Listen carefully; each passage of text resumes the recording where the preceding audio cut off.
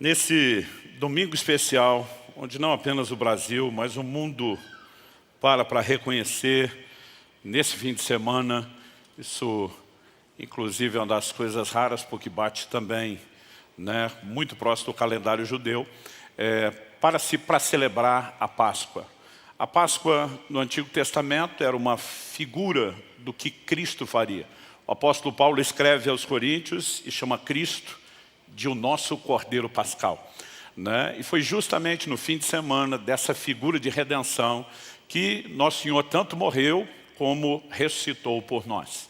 É muito difícil, num momento como esse, embora a gente seja diariamente, não apenas semanalmente gratos a Deus, é muito difícil não parar para pensar no impacto que isso tem nas nossas vidas.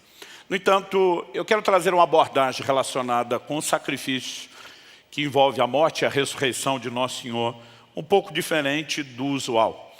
O que Deus tem me dirigido a compartilhar com vocês terá como texto base Hebreus, capítulo 13, e nós vamos ler juntos dos versículos 11 até o 13. Eu vou ler na Almeida atualizada. O texto diz o seguinte, Hebreus 13, de 11 a 13. Se você puder, acompanhe comigo, por gentileza. O texto sagrado diz assim: pois aqueles animais cujo sangue é trazido para dentro do Santo dos Santos, pelo sumo sacerdote, como oblação pelo pecado, têm o corpo queimado fora do acampamento. Por isso, foi que também Jesus, para santificar o povo pelo seu próprio sangue, sofreu fora da porta. Se você puder, repita essa expressão comigo, diga fora da porta. Só mais uma vez, com gosto, vontade, tipo aquela que você fica esperando eu pedir a segunda vez. Então vamos lá, fora da porta. Saiamos, pois, a ele fora do arraial, levando o seu vitupério. Outras traduções, como a Nova Almeida atualizada, diz: saiamos, pois, a ele fora do acampamento, levando a mesma desonra que ele suportou. Outras traduções, em vez de desonra ou vitupério, usa um outro sinônimo, levando a sua vergonha. E eu quero tomar esse texto como não apenas nosso ponto de partida, mas também uma espécie de trilho para nossa meditação, para nossa reflexão. O texto, várias vezes, enfatiza algo que diz respeito ao lado de fora. No verso 11, nós lemos que o corpo do animal, oferecido no dia da expiação, registrado lá em Levítico 26, Levítico 16, daqui a pouco eu leio esse texto, era queimado fora do acampamento.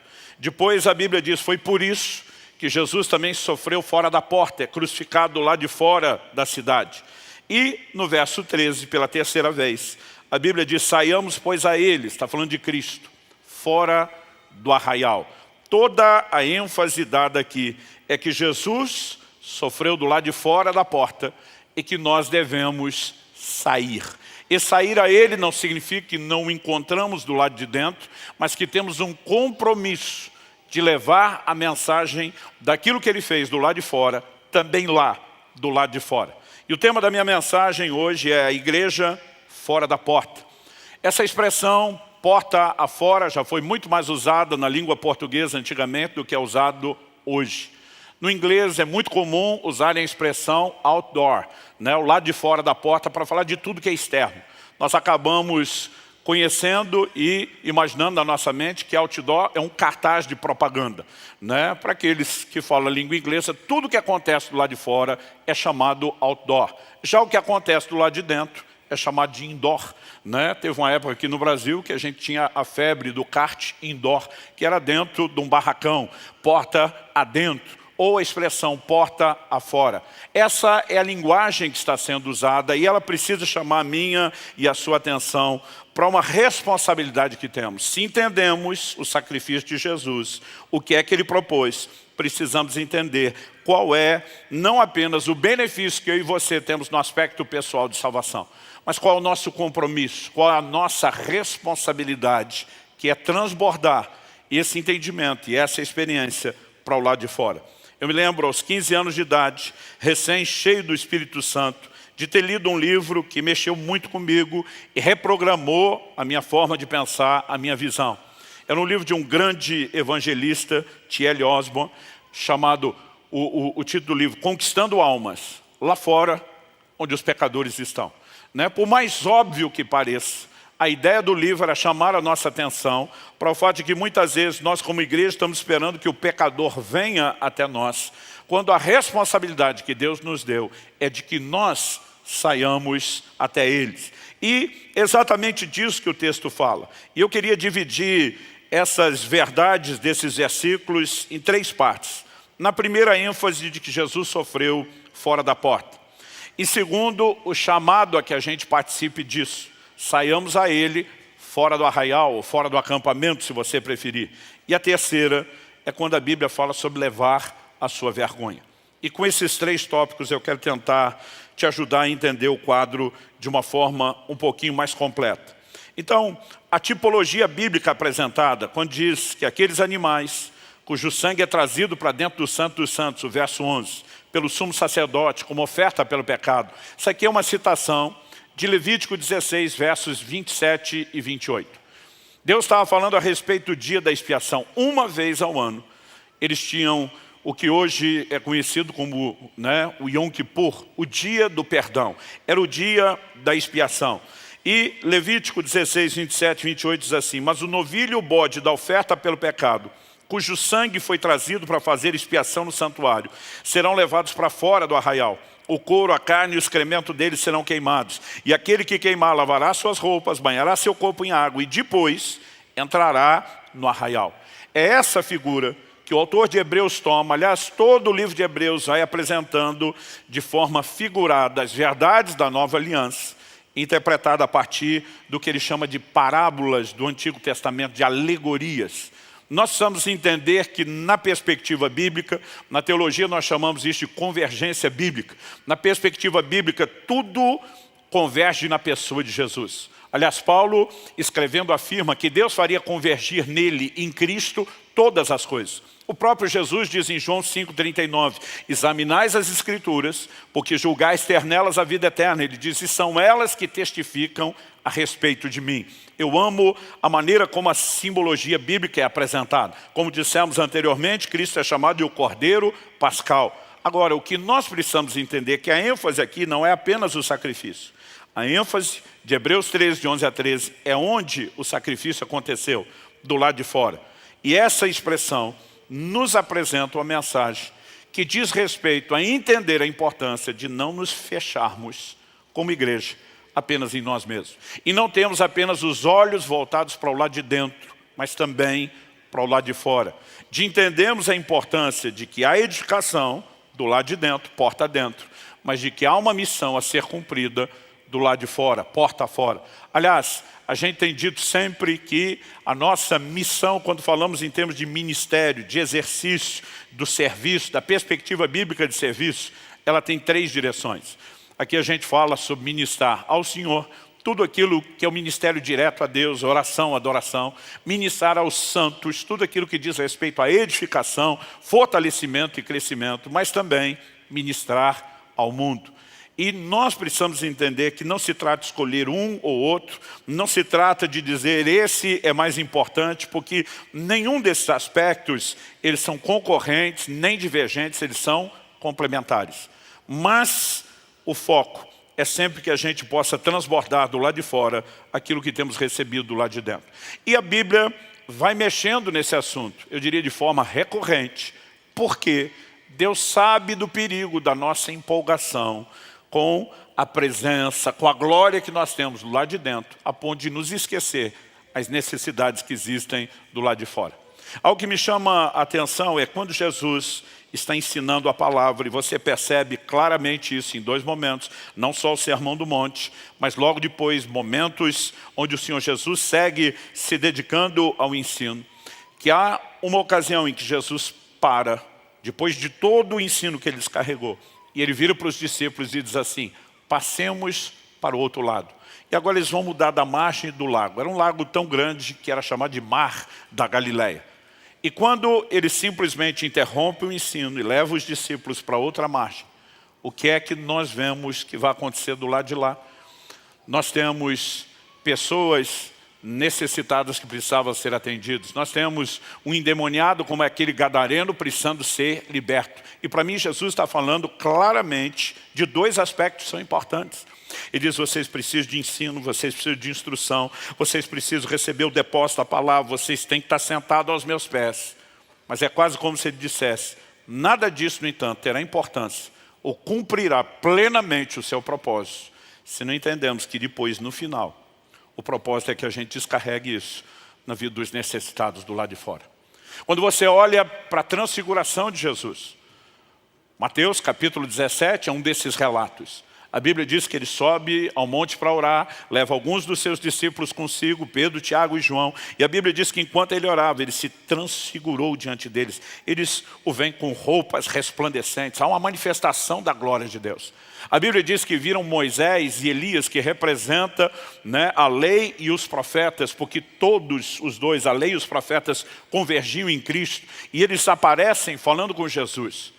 E Pedro empolgado, ele simplesmente larga uma e diz, Senhor, vamos fazer 3 tendas. Uma para o Senhor, uma para Moisés, outra para Elias. Nós ficamos no relento. A gente não precisa nem dessa preocupação. Mas quando ele está falando de vamos fazer tenda, ele diz, vamos morar aqui. Não precisamos mais sair daqui. Vamos permanecer nesse lugar. O lugar onde a glória de Deus se manifesta. A Bíblia diz que vem uma voz daquela nuvem de glória que os envolve. E a voz se dirige a Pedro dizendo, esse é meu filho amado, a ele ouvi. Gentilmente a voz está dizendo, cala a boca, Pedro, para de falar, ouça ele, é ele que tem algo a dizer. E o que é que Jesus vai dizer para eles? Nós vamos descer do monte. A proposta de Jesus é nada de morar aqui, porque tudo que estamos experimentando aqui não faz sentido, se a gente não for descarregar isso lá embaixo. Então logo eles descem. Há um pai, entre outras pessoas necessitadas, que havia trazido um filho endemoniado, que os discípulos não puderam expulsar. E Jesus chega exatamente no timing correto, na hora certa, de resolver o problema. O que esses textos estão nos comunicando? Que eu e você não podemos viver uma empolgação gigantesca com aquilo que temos do lado de dentro e esquecer a importância de descarregar isso do lado de fora. Evangelho de João, no capítulo 4, Jesus está ministrando uma mulher junto ao poço de Jacó, em Sicar, Samaria. E a Bíblia diz que os discípulos chegam e interrompem Jesus. Diz, Senhor, tem que comer. Eles foram à cidade para buscar comida. Eles estão preocupados com outras coisas. Jesus responde, a minha comida é fazer a vontade daquele que me enviou. Em outras palavras, Jesus está dizendo, enquanto vocês estão dando mais importância a outra coisa, eu entendi algo que é mais importante do que o que vocês acham que é. Vocês estão focados apenas nas próprias necessidades, de forma egoísta. Ele diz, eu estou aqui para tocar e suprir a necessidade de outros. É logo depois dessa lição que Jesus, em João 4,35, diz para os discípulos, levantem os olhos e vejam os campos, pois estão brancos. Outras traduções dizem, maduros para a colheita. Interessante, se você olhar a frase inteira, Jesus vai falar assim, vocês não dizem que ainda faltam 4 meses até a colheita? Em outras palavras, no natural não tinha campo branco nenhum, porque só estaria desse jeito 4 meses depois. Mas Jesus pega uma figura e diz, esquece agora o natural. Olha além do próprio umbigo, começa a enxergar a necessidade. Tem gente pronta para ser colhida. A maior parte do tempo, a ênfase bíblica é que eu e você precisamos deixar de olhar apenas para o umbigo, deixar de olhar apenas para o lado de dentro e enxergar a necessidade daqueles que estão do lado de fora. Porque essa dificuldade parece ser um comportamento repetitivo desde o início da história da igreja. Em Atos, no capítulo 1, no verso 8, Jesus fala a respeito de qual era o propósito do derramar do Espírito Santo. Ele diz, recebereis poder ao descer sobre vós o Espírito Santo e sereis minhas testemunhas. Para que ser cheio do Espírito Santo? Não é apenas para que a gente o desfrute, mas é porque Ele nos capacita a cumprir o propósito de ser testemunha. Aonde? Do lado de fora. Ele diz, vocês vão ser minhas testemunhas em Jerusalém, Judeia, Samaria e até os confins da terra. Aí o Espírito Santo é derramado no dia de Pentecostes, eles até testemunham em Jerusalém, mas ninguém arreda o pé de lá. Ninguém vai a lugar nenhum. O avivamento vem com força para Jerusalém. Outras pessoas estão vindo para Jerusalém, mas os discípulos não estão saindo. E eu costumo dizer que tem um contraste entre Atos 1:8 e Atos 8:1. E não é apenas a mudança da ordem de que número dita o capítulo e qual dita o versículo. É o que vai acontecer. Atos capítulo 8, no verso 1. nos fala a respeito de uma grande perseguição que se levanta contra a igreja. O texto diz assim: naquele dia teve início uma grande perseguição contra a igreja em Jerusalém. Aí a Bíblia diz assim, todos. Nós estamos falando de uma igreja de milhares de pessoas. E a Bíblia diz todos, exceto os apóstolos. No primeiro dia em que Pedro prega, no dia de Pentecostes, a Bíblia diz cerca de 3.000 se converteram. Logo depois a Bíblia vai dizer, elevou-se o número dos discípulos a cerca de 5.000. A essa altura nós já não sabemos quantos milhares, mas Atos capítulo 6 diz que a igreja seguia se multiplicando. Então temos multiplicação em cima dos primeiros números mencionados. E de repente a Bíblia apresenta a ideia de que todos esses milhares e milhares de crentes, exceto os apóstolos, que era um grupo pequeno, foram dispersos pelas regiões da Judéia e Samaria. Por que eles foram dispersos? Versículo 4 diz assim, enquanto isso, os que foram dispersos iam por toda parte pregando a palavra. Foram dispersos porque todo mundo fugiu da perseguição. Basicamente, imagino Deus olhando do céu, dizendo, eu dei a missão, orientei o que era para fazer, enchi vocês do Espírito Santo, capacitei, e vocês não vão por bem? Vou espalhar vocês na marra. Se não vão por bem, vão pelo outro tipo de bem que vocês interpretam como mal. Deus tem um foco e uma missão redentora para toda a humanidade. Ele nos deu a honra e o privilégio de ser parte disso. E Ele está dizendo, eu dou a vocês a direção, estabeleço o trilho, oriento qual a missão, eu capacito vocês. Mas se vocês ainda assim se empolgarem, achando que o avivamento é só para vocês, eu espalho vocês de alguma outra forma. Basicamente o que a gente vê é a mesma empolgação de Pedro no Monte da Transfiguração. Estão curtindo o mover de Deus, a glória, aquele ambiente, mas não saíram cumprir a missão. Interessante que entre esses que fugiram da perseguição está Filipe.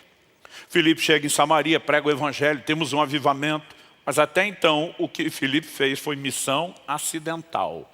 Não tem nada intencional, não tem nada planejado. Mas no meio desse mover tremendo, de repente a Bíblia diz no verso 26, que um anjo do Senhor aparece para Filipe e diz, vaza. Some daqui, deixa o lugar do avivamento.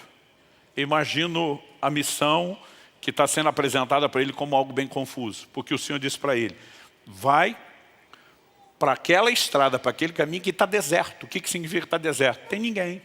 Larga esse mover todo, esse monte de gente sendo salva, curada, liberta, batizado nas águas, cheio do Espírito Santo, e vai para o lugar que não tem ninguém. Como nada do que Deus diz é sem propósito, Filipe obedece. E quando ele obedece, chega lá, daqui a pouco tem um viajante passando.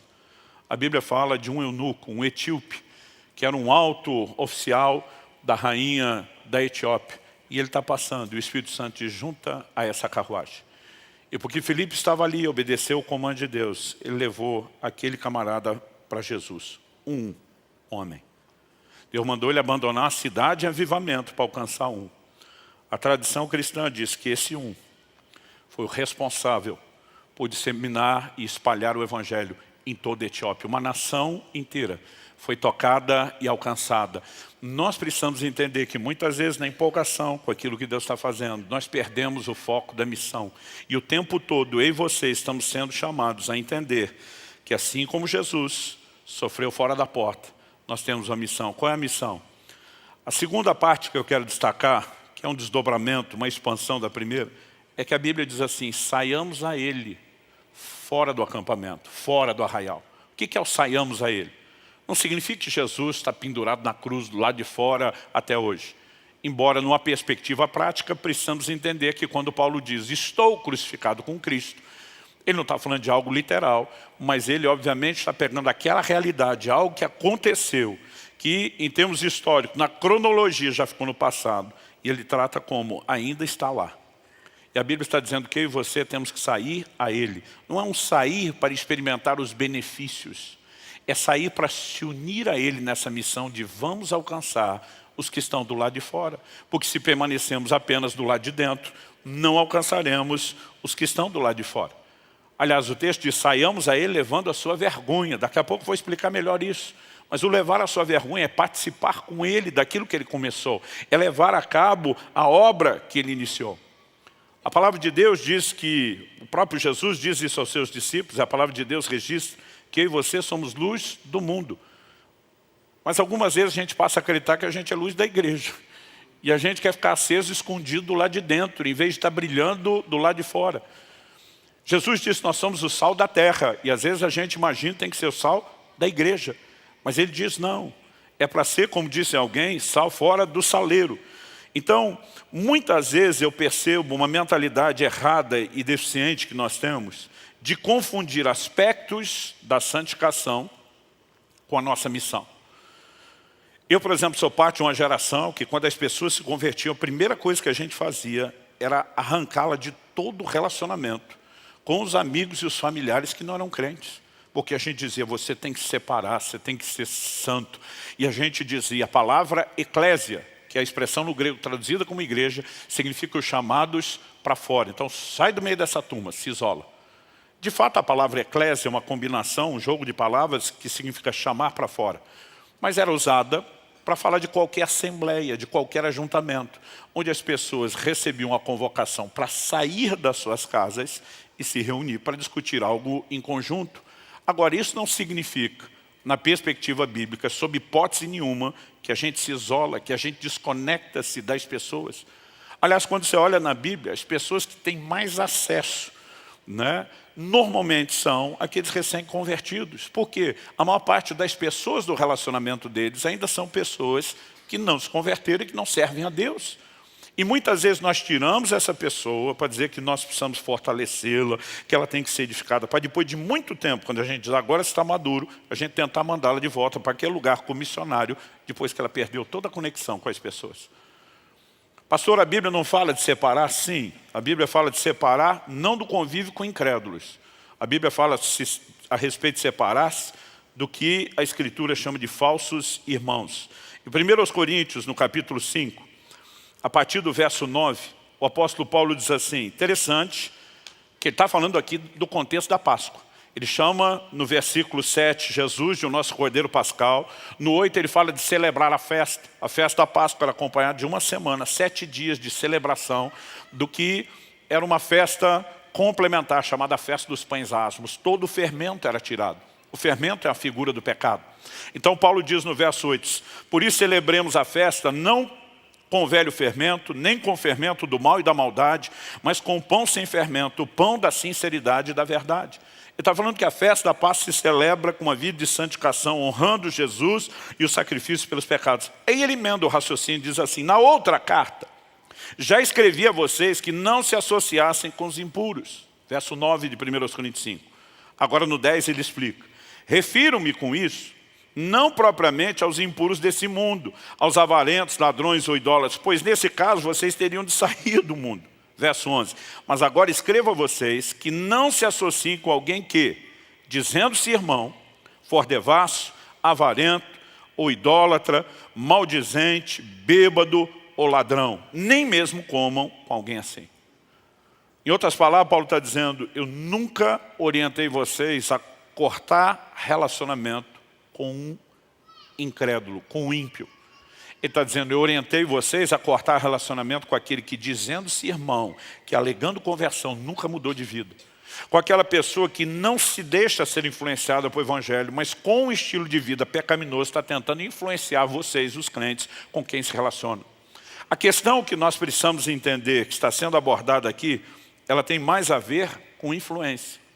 Em Lucas 7, versos 33 e 34, Jesus é chamado de amigo dos pecadores. Ele nunca esteve distante dos pecadores. Ele foi atacado e criticado por isso. É interessante que vários textos enfatizam essa verdade. Por exemplo, Lucas 5, 30 e 31, diz assim, os fariseus, seus escribas, murmuravam contra os discípulos de Jesus, perguntando, por que vocês comem e bebem com os publicanos e pecadores? Jesus tomou a palavra e disse, os sãos não precisam de médico, e sim os doentes. Não vim chamar justos, e sim pecadores ao arrependimento. Em Lucas capítulo 15, versos 1 e 2, a Bíblia diz assim, aproximavam-se de Jesus todos os publicanos e pecadores para o ouvir. Os fariseus e os escribas murmuravam dizendo, esse recebe pecadores e come com eles. Era gente tão, entre aspas, tão santa, que não tinha conexão nenhuma com aqueles que precisavam de arrependimento. O ponto que nós precisamos entender é influência. Jesus está no meio dos pecadores, está influenciando eles com o Evangelho? Sim. essa conexão tem que ser usada. Alguém se diz irmão, alega ter saído de lá, está no nosso meio, mas vive uma vida de religiosidade, com o coração blindado contra o evangelho, defendendo a prática do pecado, não se permite ser influenciado e pode ser uma má influência. Aí a Bíblia diz, lima esse fora do relacionamento. Esse você nem come com ele.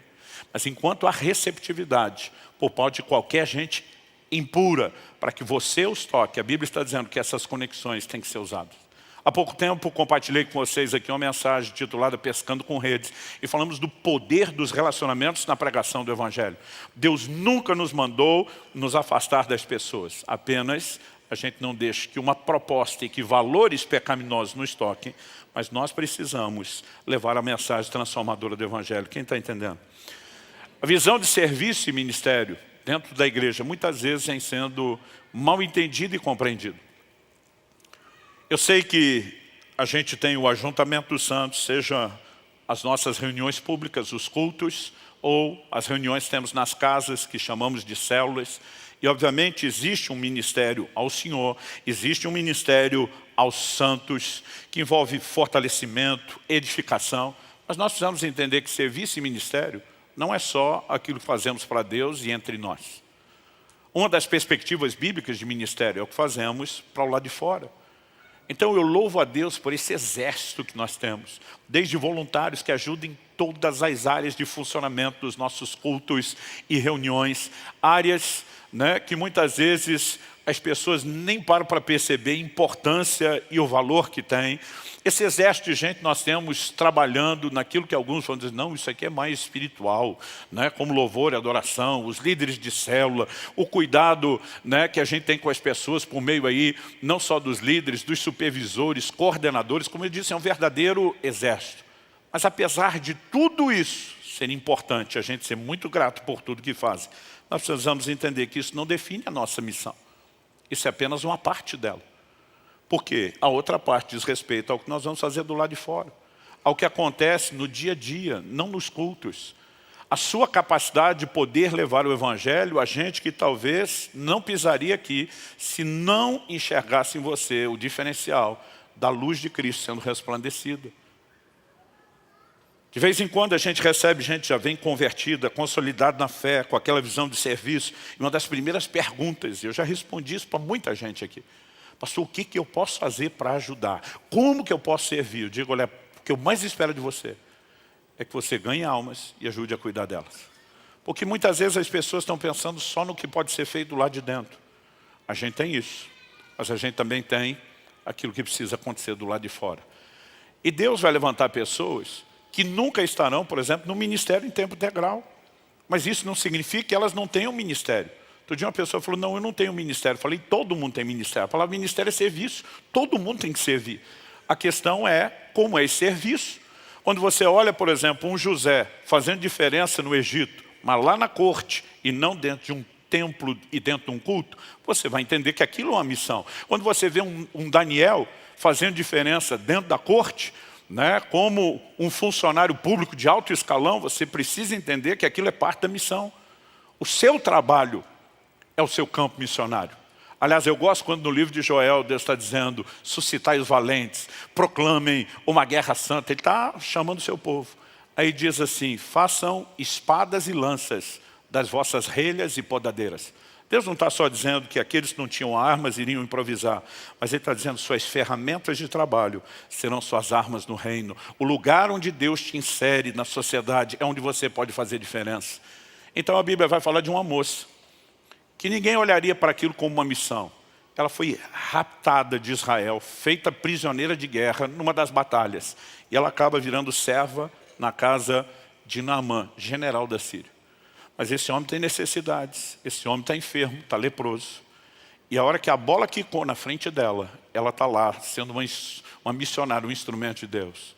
Se você tivesse contato com o homem de Deus, está lá em Israel, ele ia te apresentar um Deus que muda a sua vida, que toca as suas necessidades.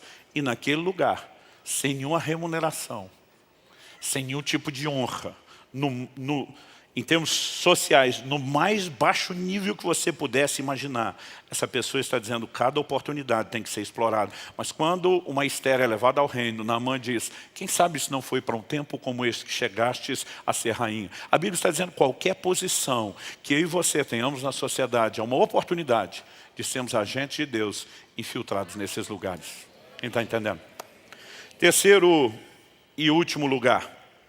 A Bíblia fala não apenas que Jesus sofreu fora da porta, fala não só que temos que sair a Ele fora do acampamento ou do arraial, mas também diz que nós temos que levar a sua vergonha, seu vitupério, sua desonra. O que significa isso? A própria crucificação era uma grande vergonha e desonra, porque quem era crucificado? Os criminosos. Eram pessoas que haviam sido condenados à morte pelos seus crimes. E quando Jesus é tratado dessa forma, ele obviamente está sendo humilhado, desonrado e envergonhado. É lógico que ele está sofrendo o que eu e você deveríamos sofrer pelos nossos pecados, mas é inegável que o que ele passa envolve esse lugar de vergonha. Se você pensa numa sociedade moderna, onde as pessoas passaram a ter um estilo de vida de usar muito pouca roupa, você não consegue entender a vergonha que era para a época. Alguém ia à cruz tão despido como ia. Então há várias perspectivas para dizer que o que Cristo passou foi uma grande vergonha. Mas acho interessante que o autor de Hebreus, pelo Espírito Santo, está dizendo, nós temos que sair a Ele para levar a sua vergonha, carregar conosco a sua vergonha. Do que a Bíblia está falando? Eu creio que Paulo sabia exatamente o que significava essa declaração de Hebreus, quando lá em Romanos, no capítulo 1, no verso 16, ele faz a seguinte declaração, pois não me envergonho do Evangelho, porque é o poder de Deus para a salvação de todo aquele que crê, primeiro do judeu e também do grego. Mas espera aí, pastor, é para levar a vergonha ou é para não ter vergonha? A Bíblia não se contradiz. Quando a Bíblia diz que nós temos que sair aí levando a sua vergonha, é como os outros nos tratam. Para eles isso é vergonha, para nós isso é honra. Cristo foi envergonhado na perspectiva dos outros. Quando ele se dispõe a fazer isso por mim e por você, ele está dizendo, isso é uma honra e um privilégio, é parte de uma missão redentora. Quem está entendendo? À medida que entendemos e compreendemos essas verdades, nós precisamos saber que Deus está dizendo que nós temos que levar vergonha, porque muitas vezes é a mentalidade que teremos. Por que tantos crentes não compartilham a sua fé? Gente, eu durante muito tempo, eu fui parte do SSC, para quem não sabe, é o Serviço Secreto Cristão. É aquele crente com uma identidade tão secreta que às vezes nem ele sabe o que ele é. De tão secreto, é secreto até para ele. Eu morria de vergonha. Por quê? Eu me lembro de uma época onde o Evangelho não tinha popularidade de hoje. O que às vezes, se por um lado me empolga, por outro me assusta. Porque eu me lembro de quando saía para ir para a igreja, e a gente tinha... a caminhada que para nós adolescentes era da vergonha, não com isso você pensou, mas era sair de casa ao ponto de ônibus com a família no domingo para ir para a igreja. Eu muitas vezes já sabia que os amigos iam começar a gozação. Eu botava a Bíblia para dentro da calça, cobria com a camisa do lado de fora, para que eles não vissem eu com Bíblia, mas não tinha jeito. Papai saía vestido de crente, com a Bíblia debaixo do braço, desfilando com a família, eles sabiam que era hora de ir para o culto. Aí começava alguns a dizer, Pai de Deus, irmão. Pai do Senhor, ô Bíblia, glória a Deus, aleluia, ora por mim. E era toda aquela provocação. Eu não sabia onde enfiar a cara, eu morria de vergonha. Eu me lembro quando na pré-adolescência, um dia alguém na escola descobriu que eu era crente. Eu fiquei apavorado, porque tipo assim, acabou meu segredo. Agora vão começar a gozação toda. E eu fiz questão de explicar, não, mas eu não sou da igreja de fulano. Fulano era da igreja assim, daquela do regime talibã. Só a boca. Tentando dizer, o nosso é um pouquinho melhor, não é tipo assim, não me zoe tanto como vocês zoariam ele. Até que aos 15 anos de idade eu fui cheio do Espírito Santo. E é aqui que tudo muda. É por isso que Jesus diz, recebereis poder ao descer sobre vós o Espírito Santo, sereis testemunhas. Sabe o que ele está dizendo? Eu não quero ninguém lá tentando falar de mim com vergonha. Eu quero gente que dê a cara a tapa, eu quero gente que saia com ousadia, eu quero gente que encare o que vier, qualquer zombação, qualquer escárnio, qualquer provocação e até mesmo perseguição. Porque ele sabia que a gente não seria necessariamente bem recepcionado. Jesus, quando envia os seus discípulos, ele diz, ei, presta atenção. O discípulo não é maior do que o mestre. Ele disse, se me chamaram de Beelzebu, que era o maioral dos demônios, traduzindo, Jesus está dizendo, se me esculhambaram, vão esculhambar vocês. Em outras palavras, eu e você não temos o direito de ter uma expectativa de que a gente não vai receber provocação, afronta, xingamento, perseguição, zombaria, sermos ignorados. Mas a Bíblia está dizendo que nossa missão é levar a sua vergonha. É isso que eles pensam de nós, é assim que vão nos tratar. Nós vamos enfrentar. Em Hebreus, no capítulo 11, no verso 26, falando de Moisés, a Bíblia diz assim, ele entendeu que ser desprezado por causa de Cristo era uma riqueza maior do que os tesouros do Egito, porque contemplava a recompensa. Eu acho interessante essa declaração, porque quando você olha para a história de Moisés, não existe a revelação de Cristo, nada disso com clareza. A Bíblia só está dizendo que ele simplesmente se recusou a ser chamado, de filho da filha de Faraó. Está no verso 24. O 25 diz que ele preferiu ser maltratado com o povo de Deus a usufruir prazeres transitórios do pecado. Aí no verso 26 diz, ele entendeu que ser desprezado por causa de Cristo era uma riqueza maior do que os tesouros do Egito. Aqui a Bíblia está apresentando é uma figura de que o posicionamento dele de dizer eu abro mão do palácio, da glória, do reconhecimento, para ser um defensor do meu povo, para participar do projeto redentivo de Deus para com o seu povo. É uma figura daquilo que eu e você precisamos carregar. Muitas vezes nós ficamos pensando que vale a pena se proteger, se poupar, não ser exposto. A Bíblia diz, a maior riqueza que ele podia ter não era os tesouros, usufruir dos tesouros do Egito. Era enfrentar a vergonha que ele poderia passar por causa de Cristo. Mas a Bíblia diz assim, porque contemplava a recompensa. Mais do que apenas participar do que Jesus está fazendo, eu e você precisamos entender que a grande honra é a recompensa, seja a salvação dessas pessoas, por quem poderemos ser humilhados, ou o próprio galardão que teremos, além da alma salva delas. Tudo isso é parte de um combo que justifica o que eu e você podemos passar ou enfrentar. Mas o diferencial é quando somos cheios do Espírito. Para encerrar, logo depois da ressurreição de Jesus, ainda naquele glorioso fim de semana onde Deus mudaria para sempre a história de toda a humanidade. João 20, verso 19, diz que os discípulos de Jesus estavam trancados por medo dos judeus. Trancado significa não só porta fechada, janelas fechadas, eles estão trancados. Mas a Bíblia nos mostra como Jesus aparece no meio deles. Aliás, no relato de João, nós temos a conversa de Jesus com Tomé, dizendo aí, você quer tocar, você quer apalpar, eu estou aqui. Mas Marcos 16 nos dá uma perspectiva de por que Jesus apareceu para eles. Marcos 16, versos 9 e 10, diz assim, havendo Jesus ressuscitado de manhã cedo, no primeiro dia da semana, apareceu primeiro a Maria Madalena, da qual tinha expulsado 7 demônios. Partindo ela, foi anunciá-lo aqueles que, tendo sido companheiros de Jesus, estavam tristes e choravam, lá naquela sala onde eles estão trancados com medo de judeus. Versos 14 a 16, a Bíblia diz assim, finalmente, Jesus apareceu aos 11, quando estavam à mesa. Censurou-lhes a incredulidade, a dureza de coração, porque não deram crédito aos que o tinham visto já ressuscitado. Ele aparece para dizer, era para vocês ter acreditado e esperado que o que eu falei se cumprisse. Mas ele não está ali apenas para dizer, eu ressuscitei. Ele está ali para destacar o propósito da ressurreição. Então o texto diz que nesse momento, verso 15 e 16, e disse-lhes, vão por todo o mundo, preguem o evangelho a toda criatura. Quem crer e for batizado será salvo. Quem, porém, não crer será condenado. Ele está dizendo, minha missão para vocês está do lado de fora da porta e não aqui dentro. Eu me lembro de uma igreja onde preguei anos atrás, já ministrei algumas vezes lá, mas me chamou a atenção, quando preguei lá, estava no início da igreja aqui em Curitiba, porque no portão, na hora da saída, tinha uma mensagem que só via quem está do lado de dentro saindo, quem entra não vê. A mensagem dizia assim, você está a uma pequena distância de adentrar o seu campo missionário. Cada vez que o povo ia embora da igreja, tinha um lembrete. O seu campo missionário está aí, está do lado de fora. Há momentos onde Deus pode nos dirigir a abordar estranhos, como Filipe fez, sim. Mas a maior parte do tempo, a força do evangelismo, deveria se concentrar nas pessoas do nosso relacionamento. Familiares, parentes, amigos, vizinhos, né, companheiros de trabalho, colegas de estudo. Nós temos dia após dia oportunidades, mas para proclamar a palavra, eu e você vamos precisar de ousadia, que é o oposto da vergonha.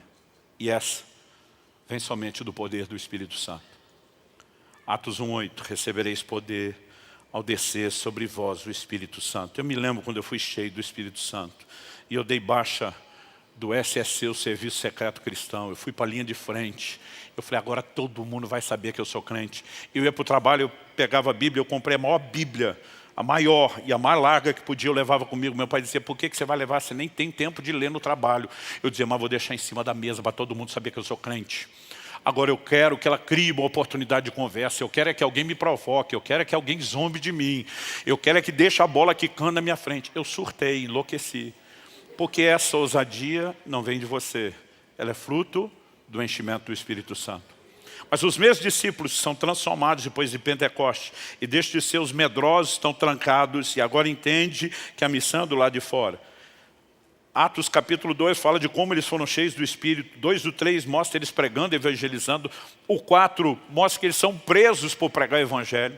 E quando saem da prisão, Atos 4, de 29 a 31, mostra eles orando, porque quando saíram da prisão foram proibidos de pregar o nome de Jesus.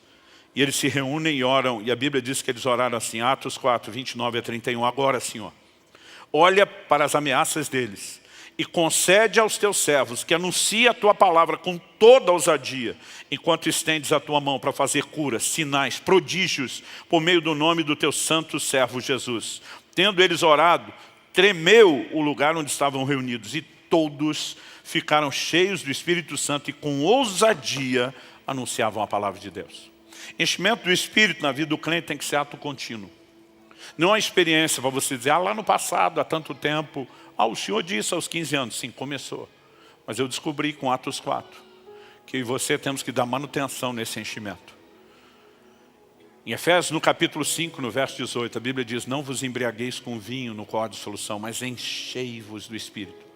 A conjugação dessa palavra, desse verbo, enchei-vos, no original grego, de acordo com os estudiosos, ela está no tempo contínuo. Nós não temos um equivalente na língua portuguesa. O que nós temos chega perto, é parecido, é o gerúndio. Então quando a gente diz, fulano está andando, você sabe que aquela atividade está em execução. Quando diz, Luciano está pregando, você sabe que ele está fazendo isso naquele momento. Não quer dizer que estava fazendo antes e não tem garantia de que continuar a fazer depois. Mas no grego eles têm um tempo contínuo. Se fosse traduzido ao pé da letra, era mais ou menos o seguinte, encha-se, continue a se encher e não pare nunca de se encher do Espírito Santo. Todo dia alguém falou, pastor, por que a gente tem que continuar se enchendo? Eu falei, porque a gente tem vazamento. Se não tivesse vazamento, não tinha necessidade de se encher. Muitas vezes vazamos pela nossa carnalidade. Muitas vezes vazamos descarregando virtude nos outros, como Jesus fez com as pessoas. Mas nós precisamos desse enchimento. E é manter o enchimento ativo, que mantém a ousadia de ser a testemunha, de levar sua vergonha do lado de fora funcionando. Mas o que Atos 2, o dia de Pentecostes, tem em comum com Atos 4? Atos 1,14, antes do derramar do Espírito, diz que eles perseveravam unânimes em oração. Atos 4, quando são novamente cheios do Espírito, a Bíblia diz que eles se reúnem mais uma vez unânimes, estão orando, buscando a Deus. O enchimento do Espírito Santo não é uma espécie de download automático e espontâneo. Ele precisa ser causado, ele precisa ser provocado. E aí você precisamos entender a importância de entrar em Deus e nesse lugar da oração. Não apenas orar de uma forma geral por tudo, não apenas orar pelas nossas necessidades, mas orar para que Ele cumpra a sua promessa de nos encher do Espírito, de nos fazer testemunhas. Eles oravam especificamente, permita que a gente anuncie a Tua palavra com toda ousadia. E você precisamos orar pelas pessoas pelas quais temos a responsabilidade de testemunhar. Precisamos orar para que Deus nos dê todas as ferramentas e possamos cumprir a nossa missão com recursos sobrenaturais.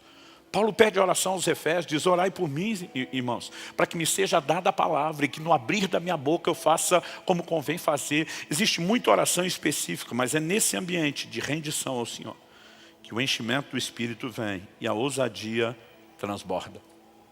Deus me deu o privilégio de caminhar perto de muita gente doida, logo no início do desenvolvimento da vida cristã. Eu lembro de uma reunião de oração que nós tínhamos toda semana, e quando estávamos orando, sempre, só naquele dia da semana, o telefone tocava sem parar, a gente atendia, era sempre engano. Um dia um que estava no nosso meio desses doidos falou, eu resolvo esse problema. Ele falou assim, Satanás quer atrapalhar a nossa reunião, porque o dono da casa diz que nunca tem engano, só tem no dia e no horário da reunião de oração. Ele diz, deixa comigo, quem atende sou eu. Eu fiquei com medo de que ele fosse ser mal criado. Daqui a pouco o telefone toca, ele atende, ele diz, não é aqui. Não, senhor, não foi engano. A divina providência fez com que seu telefonema caísse aqui, para que você ouvisse a respeito de Jesus. E depois dele pregar para os 3 primeiros enganos, nunca mais o telefone tocou. Eu ficava pensando, existe uma forma diferente de lidar com as situações. Conheci um outro, que havia uma confusão no aeroporto por causa de um voo cancelado, ninguém falava nada, todo mundo reclamando, brigando. Ele subiu em cima do balcão da companhia aérea, começou a gritar, todo mundo quer do voo tal. Eu quero explicar para vocês o motivo do cancelamento. Todo mundo chegou, queria uma explicação. Ele diz, qual é a explicação da companhia aérea? Eu não sei. Mas o Deus da divina providência permitiu esse momento para que você escutasse o evangelho. Não vai embora. Comecei a andar perto de uma turma doida, que orava com a turma na rua. E sabe, não adianta você tentar imitar. Porque você vai descobrir que alguma coisa dentro de você te trava, menos que você tem o recurso sobrenatural da ousadia. E quando a gente é alimentado por esse poder que provém daquele lugar de oração, tudo muda. Esse domingo especial de Páscoa, lembrando que Paulo diz em 2 Coríntios 5,14, o amor de Cristo nos constrange. E ele diz, julgando nós isso, um morreu por todos, logo todos morreram. E os que agora vivem, porque ele morreu por nós, não podem mais viver para si. Uma das nossas grandes respostas de gratidão a ele, não é só dizer obrigado, não é apenas cantar em adoração, é dizer, eis-me aqui, envia-me a mim. É dizer, eu vou levar a sua vergonha lá fora, eu vou me unir ao Senhor. Eu vou ser parte dessa sua missão extraordinária, desse plano redentor de salvar o globo, para que toda criatura possa ouvir o Evangelho. Você recebe essa palavra? Feche seus olhos por um instante. Senhor, eu oro por cada um dos meus irmãos e irmãs nesse lugar, e por aqueles que nos acompanham à distância. Seja a transmissão ao vivo, ou posteriormente ao assistirem essa mensagem gravada. Eu oro que o Teu Espírito nos permita, mais do que alinhar a nossa mente com a doutrina bíblica, que coloca a igreja do lado de fora da porta para cumprir sua missão de maneira completa. Eu oro que o Senhor traga despertamento. Eu oro que o Senhor fortaleça pelo Teu Espírito, o Espírito da verdade, a consciência dessas verdades da Tua palavra em nós. É hora que sejamos provocados a esse lugar e ambiente de oração e rendição, onde somos cheios do Espírito, onde recebemos os recursos sobrenaturais, que nos ajudam a entender não apenas que Cristo sofreu fora da porta, mas que nós também temos que sair a Ele fora do acampamento e levar a sua vergonha. Eu oro e clamo em nome de Jesus, que o Senhor nos leve a um lugar de entendimento e resposta, onde possamos, como nunca antes, viver plenamente o cumprimento dessa missão. Nós oramos em nome de Jesus. Em nome de Jesus. Se você crê e concorda, diga amém.